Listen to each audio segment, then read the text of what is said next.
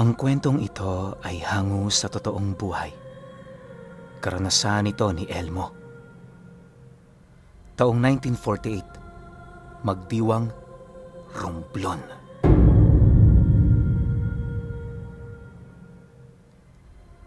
Maraming pinagdaanan ang pamilya nila Elmo bago sila napadpad ng Romblon. Noong nasa edad 13 anyos si Elmo, inalipin yung tatay niya ng mga sundalong Hapon. Mabuti na lang sa loob ng ilang araw nitong pagpapahirap, merong mga dumating na gerilya na siya namang nagligtas sa kanila. Magmula noon, sa bundok na nagtago ang kanilang pamilya. Ayon din sa kanyang ama, na habang nagkukubli sila noon sa bundok, marami ang nangyari sa kanila. Naranasan din itong maging kumadrona sa sumunod na kapatid ni Elmo, subalit dahil sa layo nila sa baryo, hindi na yon nakaligtas pa.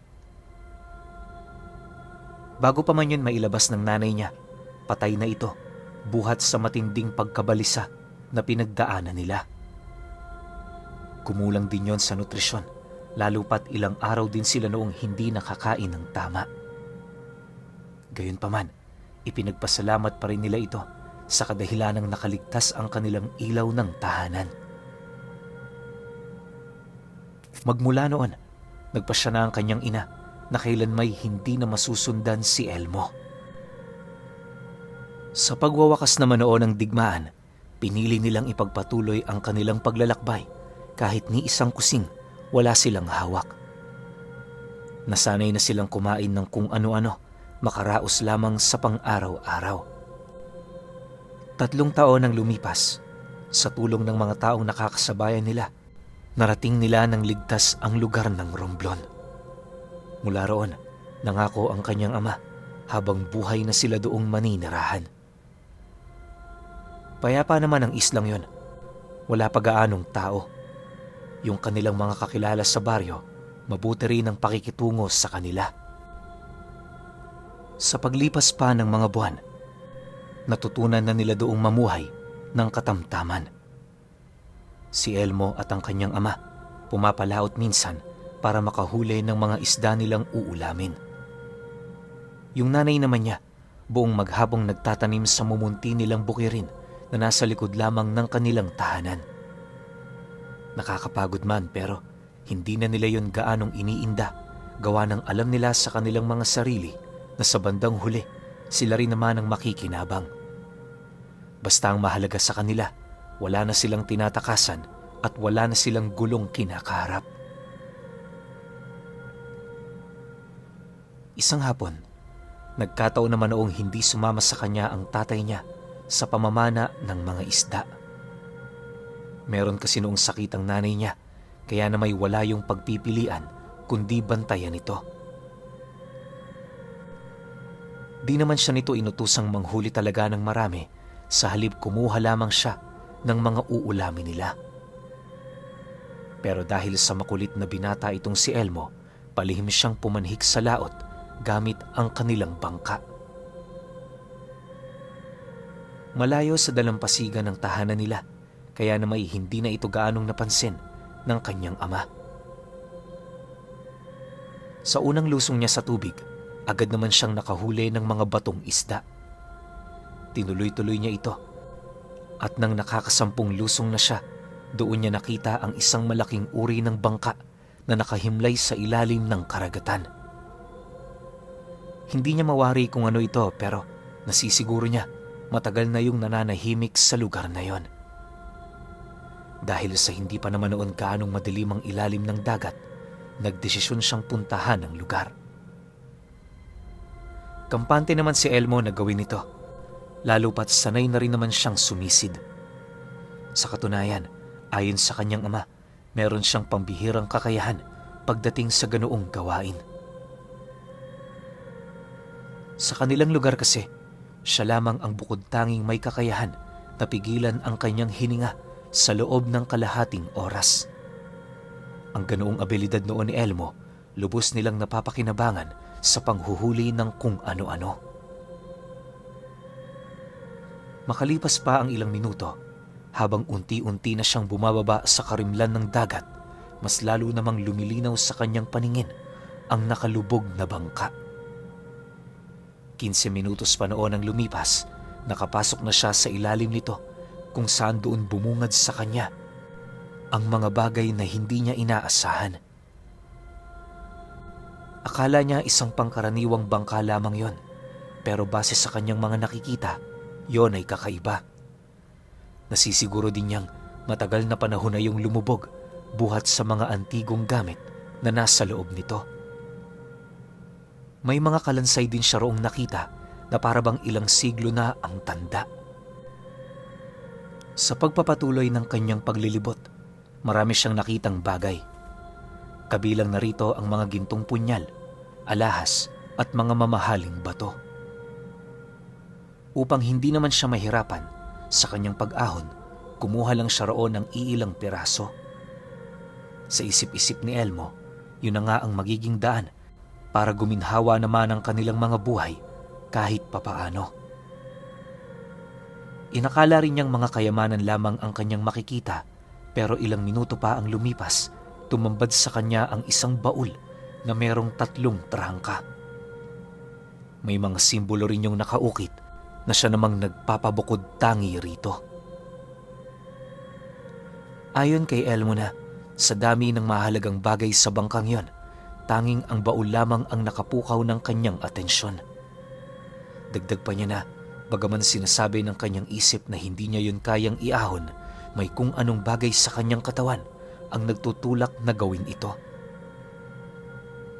Dahil sa ganun niyang pakiramdam, walang pagdadalawang isip naman niya yung hinawakan at nang mahugot na niya ito, napansin niyang napakagaan pala ng baul na yon. Maya-maya pa, nang mapansin naman ni Elmo na kakapusin na siya ng hininga, dali-dali naman siyang umahon sa dagat. Sa kanyang pagtaas, pilit naman ang ginawa niyang pagpipili sa kadahilanang aminado siya. Lumagpas na siya sa kanyang limitasyon. Hindi naglaon, nang medyo malapit na siya sa itaas, unti-unti namang nandilim ang kanyang paningin at nang mawawala na siya ng malay, bigla siyang nakasilay ng isang kulay asul na nilalang na tumulak sa kanya papaitaas. Dahil sa ginawa nito, na kaya niyang makaligtas sa tiyak na pagkalunod. Habang lumalangoy si Elmo sa dagat, napansin naman niyang medyo madilim na pala. Pagsampa naman niya sa bangka, bahagya naman siyang natigilan matapos niyang makarinig ng isang malakas na dagungdong mula sa kailaliman ng dagat.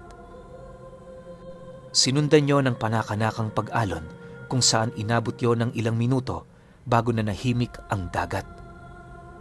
Alam ni Elmo na meron doong nangyaring hindi kaaya-aya, kaya na may agad niyang nilisan ang lugar. Sa kanyang pagbagtas ng daan papauwi, unti-unti namang nabaling ang kanyang atensyon sa baul na kanyang nakuha. Dala ng kanyang pagkagulat, hindi na sumagi sa isipan niya ang tungkol sa paghihintay ng kanyang ama. Imbis na dumiretso pa uwi, dumaan muna siya sa isang dalampasigan kung saan walang tao. Mula roon, pilit niyang binuksan ang baul hanggang sa makuha niya ang isang parisukat na bato na napakakinis. Napakagaan din ito at sa ibabaw ng batong yan, meron doong mga simbolo. Noong una, inakala niyang purong bato ito, pero matapos niyang aksidenteng maibagsak ito, doon niya napagtanto. Nagawa pala yun sa isang solidong luwad na ibinalot sa kahoy na nagbibigay doon ng kakaibang kurba. Sa puntong yon, muli itong ibinagsak ni Elmo kung saan hindi naglaon, tumambad sa kanya ang isang purong ginto na hugis bilog. Napakaraming simbolong nakalathala rito, kabilang na ang araw at buwan na umiikot sa mundo. Ang mas nakakuha pa noon ng kanyang atensyon ay yung malataong nakaukit na nagbibigay roon ng pagsamba. Sa likuran din itong bahagi, merong ilang mga nakalathalang kataga na halos hindi na niya maintindihan. Matapos naman niya yung makita, agad naman niya itong isinuksok sa kanyang bulsa. Pagbalik niya sa bangka, dali-dali naman niyang tinahak ang daan patungo sa lugar nila. Maya-maya pa, nang makarating na siya sa kanilang tahanan, nadatnan niya ang kanyang ama, naghihintay sa labas. Meron itong hawak-hawak na sulo at sa estado nito, ramdam niya ang matindi nitong pag-aalala. Sa pagharap naman nilang dalawa, napayuko lang naman itong si Elmo habang mapagkumbabang humihingi roon ng tawad. Elmo, hindi ba sinabi ko sa iyo huwag kang magpapagabi? Ayos lang sana kung kasama mo ako pero nag-iisa ka lang. Kanina pa akong hindi mapakali rito. Nag-aalala na nga ako sa kalagayan ng nanay mo. Dinadagdagan mo pa. Bukas hindi ka na muna mamamalaot. Dito lang tayo. Samahan natin ang nanay mo. Wika ng kanyang ama sa kanya. Nang marinig naman ito ni Elmo, agad naman niya yung inabisuhan na pumasok na muna sila. Pagsarado naman niya ng pinto, agad naman niyang ipinakita sa tatay niya ang mga gintong kanyang daladala. Dahil sa pagkagulat nito, agad naman siya nitong inakusahan na magnanakaw, subalit mariin yung pinabulaanan ni Elmo. Upang maunawaan ng kanyang ama ang ginawa niya, isa-isa niya roong inilahad ang tungkol sa mga nangyari. Matapos naman niya yung gawin, maging ito man, halos hindi makapaniwala sa mga bagay na narinig nito. Gayunpaman, pinili pa rin itong maniwala, lalo pat wala silang kaalaman pagdating sa istorya ng islang kanilang tinitirahan. Makalipas pa ang ilang minuto nilang pag-uusap, agad namang inilabas ni Elmo ang iilan pa sa kanyang mga nakuha. Lahat yon ibinigay niya sa kanyang ama, maliban lamang sa isang gintong nakuha niya mula sa loob ng isang baul. Paghawak naman doon ng kanyang ama, bakas naman sa pagmumukha nito ang labis na tuwa. Sa pagpapatuloy ng kanilang pag-uusap, marami yung planong ibinahagi sa kanya, kagaya ng hangarin nitong umalis sa isla at tumungo sa mga bayan kung saan sila mabubuhay ng marangya. Dagdag pa nito na, dahil sa mga gintong yon, paniguradong tuluyan ng magbabago ang sitwasyon ng kanilang mga buhay. Nang marinig naman ni Elmo ang lahat ng sinabi nito, wala naman siyang ibang ginawa kundi ang sumuporta sa kanilang padre de pamilya. Para sa kanya, wala namang masamang mangarap, lalo pat meron na silang kakayahan para yon ay matupad. Sa paglipas pa ng mga araw, hindi na muna gaanong nagtrabaho sila Elmo. Ang tanging ginawa na lamang nila noon, bumili sa baryo gamit ang mga naipon nilang pera. Sa halaga ba naman ng gintong pagmamay-ari nila, hindi na nila gaanong inisip pa ang pagod at sakripisyo para lamang makalikom ng ganong kalaking halaga. Barya man yun para sa iilan, pero para kay Elmo at sa kanyang pamilya, maituturing na nila yung kayamanan. Dahil sa wala naman silang gaanong ginagawa, nagkaroon sila ng pagkakataon para sa kanilang mga sarili. Akala ni Elmo magtutuloy-tuloy na ang swerte ng kanilang buhay, pero sa pagsapit ng mga sumunod pang araw, meron siyang napapansing dalawang matanda na pabalik-balik sa kanilang lugar. Wala naman siyang napapansing kakaiba sa mga ito, pero tuwing lumalabas siya, kitang-kita niyang nakatitig yun sa kanya. Ayon sa kanyang ama, huwag niyang pansinin ang dalawang yon, subalit masyado itong mapilit sa nais nilang mangyari. Isang gabi, habang papalabas si Elmo sa kanyang silid para umihi, bigla naman siyang natigilan sa sala ng kanilang bahay matapos niyang masipat ang dalawa na nakaupo at tila bang may hinihintay. Pagtitig naman ng matandang lalaki sa kanya, agad naman siya nitong inabisuhan na bumalik sa kinaroroonan ng mga ito matapos niyang gawin ang kanyang nais. Nang marinig naman yun ni Elmo, nanginginig naman siyang pumanhik sa labas ng bahay nila para umihi. Pagbalik naman niya sa sala, muli niyang nadatna ng dalawa, pero sa pagkakataong yan, nagliliwanag na kulay asul ang mga mata nito. Pag-upo naman niya sa harapan ng dalawang nilalang, unti-unti na yung nagwika sa kanya ng, Matagal na naming pinagmamasdan ang kilos mo, Elmo. Alam naming nakuha mo ang isa sa mga medalyon ni Lapu-Lapu. Maraming bagay ang magagawa mo sa gamit na yan. Tatanungin kita, nais mo bang matuto? Wika ng matandang lalaki sa kanya na may napakabanayad na boses. Nang marinig naman ni Elmo ang sinabi nito, halos hindi naman siya makasagot, gawa ng hindi niya mawari kung ano ang sasabihin niya sa kanyang mga nalaman. Makalipas pa ang ilang minuto, nang magkaroon na siya ng lakas na sumagot mula sa mga sinabi nito, agad naman niyang inilahad doon ang iilan sa kanyang mga katanungan. Kahit kasi matagal na niyang pagmamay-ari ang medalyon, halos hindi pa rin siya makapaniwala na meron yung abilidad na maaari niyang mahiram. Base sa katanungan ni Elmo, ang pilit niya roong inalam ay kung meron bang kakayahan ng gamit na yon na iligtas siya sa anumang panganib. Tinanong din niya sa matanda ang iilang abilidad nito na maaari niyang makuha. Matapos naman itong marinig ang mga katanungan niya, ngumisi lang naman ito habang sumasagot sa kanya ng, lahat ng pwede mong maisip, makukuha mo sa gamit na yan. Basta ang una mong kailangan, buhayin ang medalyon. Kilalang tuso at matalino si Lapu-Lapu. Hindi ito basta-bastang papayag na gamitin ang kanyang abilidad ng sinuman. Patunayan mo sa kanya ang iyong sarili. Sa gayong paraan, mapapasunod mo ang kanyang mga gabay. 2 araw mula ngayon, meron ditong dadaong na bangkang punong-puno ng mga aswang. Labanan mo sila at sa gayong paraan, makukuha mo ang gantimpala. Katapangan ang nag-iisang susi para sa lahat ng pangarap. Kasabay ng pagwika nito ay ang bigla namang pagkamatay ng 2 gaserang nagbibigay liwanag sa silid ng kanilang bahay. Pagsindi naman doon ni Elmo, laking gulat na lamang niya nang mapansin niyang wala na sa kanyang harapan ang 2 matanda. Dahil sa bilis ng mga pangyayari, hindi maipagkakaila ni Elmo ang pakiramdam na parabang nananaginip lang siya noong mismong gabing yon. Gayunpaman, sa kabila ng lahat ng mga nangyari, malakas ang kanyang kutob na yon ay totoo.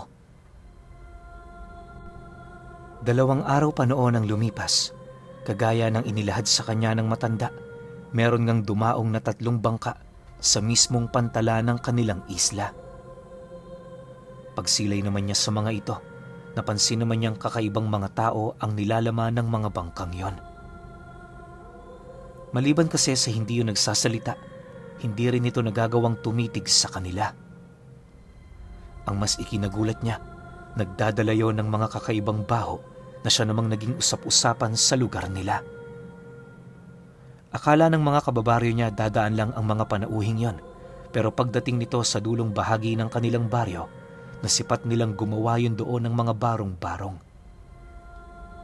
Bagaman nagtataka na ang iilan sa kanila, hindi naman nila yon gaanong pinapansin, gawa ng ang buong akala nila, magtatagal lang ng ilang araw ang pananatili nito. Sinubukan na rin yung kausapin ng iilan sa mga namumuno sa kanilang baryo, subalit nanatili yung bigo. Sa pagsapit naman ng gabi, noong mismong araw na yon, habang tahimik na nagpapahinga ang karamihan, bigla naman sila noong nagimbal ng isang kapangi-pangilabot na alulong. Pagbangon naman nila Elmo, sakto naman niyang nasilayan ang 2 matandang nakatayo sa harapan ng kanyang higaan. Walang sabi-sabi, agad naman siya nitong inabutan ng isang mahabang gulok habang nagwiwika sa kanya ang matandang lalaki ng, "Ito na ang pagkakataon mo. Patunayan mo sa amin na hindi ka natatakot sa harap ni kamatayan." Nang marinig naman ito ni Elmo, agad naman siyang tumayo sa kanyang silid para sumilip sa labas ng kanilang bahay. Pagsilay naman niya sa mga kubong malapit sa kanila, kitang-kita niya ang napakaraming nilalang na umaaligid sa mga ito. Meron din siya doong nasisipat na mga dambuhalang pusa na tila bang nagpupumilit na pumasok sa mga bahay-bahay. Hindi lang yon, pansin na pansin din ni Elmo ang mga taong may kakaibang anyo. Base sa kanyang paglalarawan, wala yung mga buhok sa katawan at meron itong mga nagsisilakihang bunganga. Butot balat din ang mga ito at wala yung mga saplot ni kasarian. Meron din yung mahahabang mga daliri na ayon sa matanda, yon ang pangunahin itong ginagamit sa pakikipaglaban. Napakabigat din ang presensya ng mga ito na animoy kaya nitong pumatay ng tao sa pamamagitan ng paninindak. Matapos naman yung masipat ni Elmo, syempre bilang isang pangkaraniwang tao, likas na sa kanyang sarili ang makaramdam ng kaba, buhat sa mga nilalang na kanyang nakita. Gayunpaman, alang-alang sa nais mangyari ng matanda, muli niyang pinilit ang kanyang sarili na gawin ng mga bagay na halos buong buhay niya hindi niya sukat akalaing gagawin niya. Pagkaraan pa ng ilang minuto, agad naman siyang lumabas ng kanilang bahay para harapin ang mga nilalang na yon. Bitbit ang tangan niyang gulok, walang habas naman niyang sinugod ang mga ito na siyang naging sanhi upang magkagulo ang lahat ng nilalang na nasa paligid. Akala niya masisindak niya ang mga ito pero laking gulat na lamang niya nang bigla siya nitong paligiran. Sa puntong yon, ramdam na ni Elmo ang nalalapit niyang kamatayan. Dahil sa pangyayari, pilit naman siyang nanatili sa lugar na yon, taus-pusong ibinibigay ang kanyang tiwala sa dalawang matandang nag-utos sa kanya na gawin ng ganoong bagay. Hindi naglaon, pagsilay niya sa 3 aswang na papasakmal na lamang sa kanya, bigla naman siya noong napapikit. Sa kadahilanang hindi na niya alam ang kanyang gagawin. Maya-maya pa, nang mapagtanto naman niyang walang nangyari sa kanya, unti-unti naman niyang iminulat ang kanyang mga mata kung saan doon niya nakita ang 2 matandang nakatayo sa kanyang harapan, hawak-hawak ang mga nilalang. Matapos ang mga pangyayaring yon, agad naman silang pinagtulungan ng mga nilalang, subalit hindi yun sapat para mapangibabawan ang lakas ng 2. Kahit anong gawin ng mga itong pagsakmal sa kanila, hindi nito nagagawang makatagos sa isang umiikot na harang na gawa sa malakas na hangin. Ayon kay Elmo, na habang pinagmamasdan niya ito, may hahalin tulad niya yon sa isang ipo-ipo. Sa labas naman ng mga harang na yon, naroon ang 2 matanda, merong daladalang mga gininto ang sandata. Nakasuot din yon ng mga baluti at base sa itsura nito, nasisiguro niyang hindi yon galing sa kanilang panahon. Pagsilay naman niya sa medalyon ni Lapu-Lapu, nasipat naman niya yung unti-unting nagliliwanag hanggang sa hindi naglaon, lumitaw ang mga simbolong nakaukit dito at sa isang kisap mata, nalipat yon sa ibabang bahagi ng leeg niya. Ang medalyon namang pinagmula ng mga kataga, unti-unti nang nagiging bato hanggang sa tuluyan na itong madurog at magkapira-piraso. Dahil dito, lahat ng nakaraan ng 2 nilalang na yon nagawa niyang masilayan sa pamamagitan ng isang pangitain. Habang ipinapakita yon sa kanya ng kanyang wisyo, unti-unti naman niyang nararamdaman ang paggaan ng kanyang katawan. Maya-maya pa, pagkuha naman niya sa nabitawan niyang gulok, agad namang naglaho ang hangin na nagbibigay proteksyon sa kanya, kung saan yun na din ang naging pagkakataon ni Elmo para makipaglaban sa mga nilalang na yon. Bawat sugat na kanyang natatamo, mabilis na naghihilom na siya namang labis na ikinagulat ng mga aswang na naroon. Ilang oras pa ang lumipas, nalipol na nila ito nang walang kahirap-hirap. Matapos ang mga pangyayari, doon niya napagtanto na ang 2 matandang kanyang nakita ay ang mismong gabay ng mutsyang pagmamay-ari niya. Magmula noon, naging isa ng ganap na antingero itong si Elmo. Saan mang lupalop sila mapadpad, patuloy niya pa ring daladala ang mga simbolo ni Lapu-Lapu. Ayon sa kanya na, dahil sa ganoon niyang kakayahan, ni minsan hindi pa siya natalo. Wala man siyang kakayahang manggamot pero sapat na ang kanyang abilidad para parusahan ang lahat ng nilalang na nasa panig ng kaliwa. Dekada pa ang lumipas, pakiramdam ni Elmo hindi pa rin nagbabago ang kanyang lakas.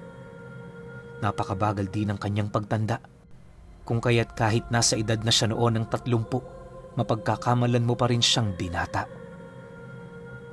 Yung dalawang matanda namang nagsisilbi niyang gabay, patuloy lamang na nakabuntot sa kanya saan mang lupalop siya magpunta. Pagtatapat pa ni Elmo na, kahit yung mga kaibigan niya makapagpapatunay kung ano talaga siya. Pero alam niyo ba, na sa kabuuang buhay ni Elmo, marami ang nagtangkas sa kanyang mutya na tinatawag niya at nang nilalang na nakausap niya na simbolo ni Lapu-Lapu.